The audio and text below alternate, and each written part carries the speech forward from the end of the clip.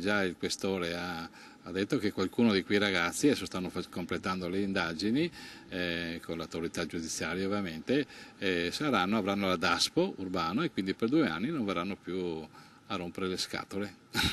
A Jesolo inizia la tolleranza zero. Superato lo shock per il pestaggio di 3 bagnini da parte di una baby gang, inizia la controffensiva. L'aggressione di domenica scorsa è avvenuta in pieno giorno, ma il tallone d'Achille sul fronte della sicurezza, perlomeno in alcune zone, e soprattutto la notte, che avrà un maggior presidio da parte delle forze dell'ordine. Prolungare quella che è la presenza dei carabinieri e polizia di Stato, oltre che i nostri polizia locale che già lo fa, anche oltre la classica orario che è l'1 di notte, ma andare avanti fino alle 4 di mattina. Arriveranno in tutto 20 agenti in più. Sì, 20 agenti, poi ci saranno anche dei rinforzi che arriveranno da San Donà, da Mestre, da Venezia, eccetera. Le categorie sono pronti a fare la loro parte, così come chiesto da questore e prefetto, ma è anche vero che per ridimensionare fenomeni come l'abuso d'alcolici, limitarne la vendita dopo una certa ora nei locali pubblici può non bastare. Diciamo che il più delle volte sono situazioni nelle quali il turista, cioè il pendolare, il ragazzo che frequenta il mondo della notte se le porta da casa, quindi non sono